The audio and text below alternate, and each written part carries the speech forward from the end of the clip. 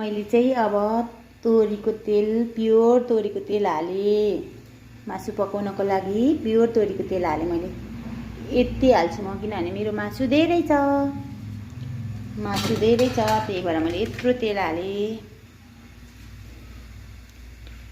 यत्रो धेरै तेल हालेँ किनभने मेरो मासु चाहिँ धेरै छ।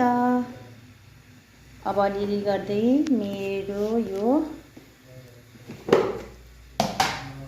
तातिसक्यो होला। अलिकति हालेर म त फर्स्टमा म मेथी हाल्छु।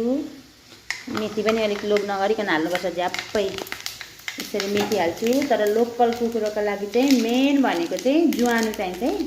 ज्वानो पनि यसरी झर्र पारेँ मैले, ज्वानो पनि हालिदिएँ। अब त्यस पछाडि म प्याज हाल्छु।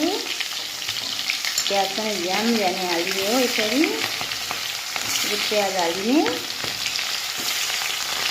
एक दुईवटा लसुनलाई पनि हालिदिने।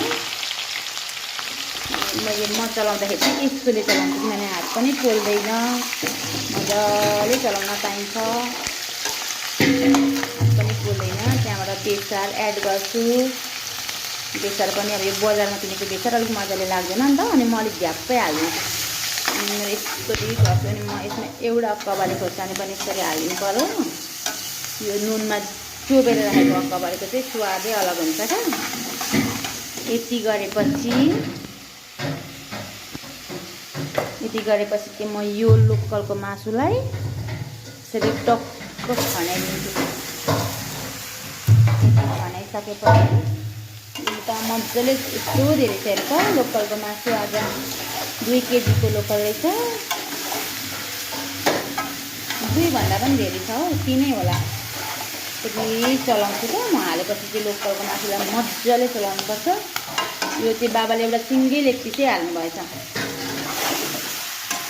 यसरी चलाउँछु होइन। मैले चाहिँ अब तोरीको तेल, प्योर तोरीको तेल हालेँ। मासु पकाउनको लागि प्योर तोरीको तेल हालेँ मैले। यति हाल्छु म किनभने मेरो मासु धेरै छ, त्यही भएर मैले यत्रो तेल हालेँ। यत्रो धेरै तेल हालेँ किनभने मेरो मासु चाहिँ धेरै छ। अब अलिअलि गर्दै मेरो यो तातिसक्यो होला।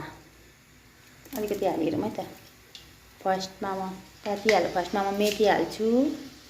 मेथी पनि अलिक लोभ नगरिकन हाल्नुपर्छ, झ्याप्पै यसरी मेथी हाल्छु। तर लोकल कुखुराको लागि चाहिँ मेन भनेको चाहिँ ज्वानो चाहिन्छ है। ज्वानो पनि यसरी झर्र पारेँ मैले, ज्वानो पनि